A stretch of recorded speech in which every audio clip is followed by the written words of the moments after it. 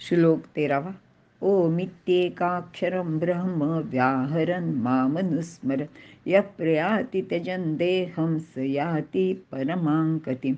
अर्थ, तेथे ओंकार रूपी एकाक्षर ब्रह्माचे उच्चारण करीत आणि माझे म्हणजे परमेश्वराचे चिंतन करीत जो साधक देह सोडून जातो तो परमश्रेष्ठ अशा गतीला प्राप्त होतो, असे भगवंत सांगत आहे. सर्व वेद ज्या स्थानाचे वर्णन करतात, ज्यासाठी तप केले जाते आणि ब्रह्मचर्याचे पालन केले जाते, ते स्थान सारांश रूपाने इथे सांगितले आहे. ते म्हणजे ओंकार. तो आत्मा अजन्मा, नित्य, शाश्वत आणि पुरातन असा आहे. तो लहानात लहान, मोठ्यात मोठा असा आहे. तो हृदयात निवास करतो. हा अंधकाराच्या पलीकडे सूर्याप्रमाणे तेजस्वी असा आहे. यापेक्षा कोणी छोटा म्हणजे सूक्ष्म नाही किंवा कोणी मोठा सुद्धा नाही, असे वर्णन वेदात केलेले आहे. ते ब्रह्म म्हणजे एकच अक्षर आहे. बाकी सर्व गोष्टी क्षर आहेत.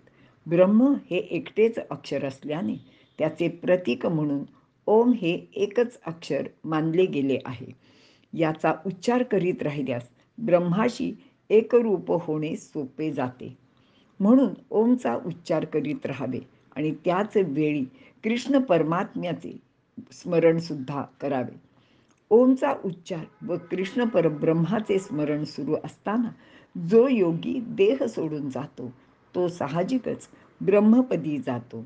यालाच परमगती म्हणजे श्रेष्ठ गती असे म्हटले आहे, जी प्राप्त झाल्यावर पुन्हा जरा मरण येत नाही, असे भगवंत अर्जुनाला सांगत आहेत.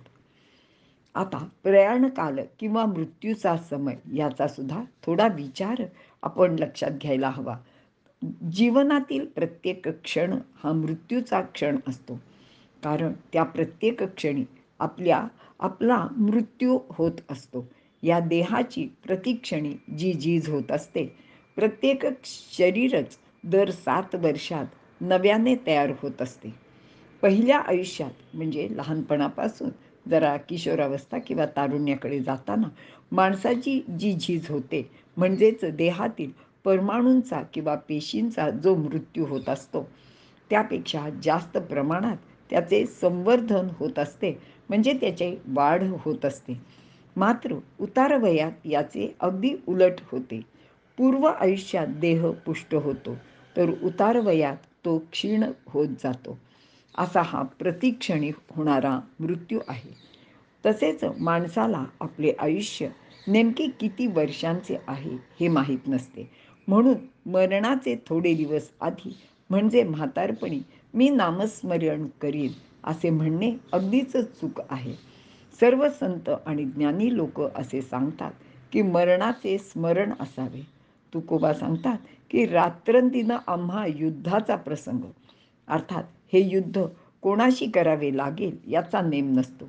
कदाचित ते मृत्यूशी करण्याचा सुद्धा प्रसंग येऊ शकतो आणि त्याला जिंकण्याची शक्यता तर अगदी कमीच असते.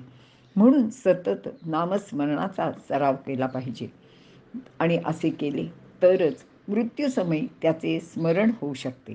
मुखाने नाम आणि कर्माने त्याची पूजाच म्हणजे स्वकर्म तमभ्यज्यम असे केल्यास मृत्यूला जिंकता येऊ शकते. म्हणजेच देहत्यागानंतर एकदा परमगती मिळाली की पुन्हा त्याला जन्म घ्यावा लागत नाही. स्वाभाविकच मृत्यूही येत नाही. अशा प्रकारे जरा, व्याधी, मृत्यू यापासून माणसाची निरंतर सुटका होत असते, असे भगवंत अर्जुनाला इथे सांगत आहेत. आणि इथे आपण थांबूया.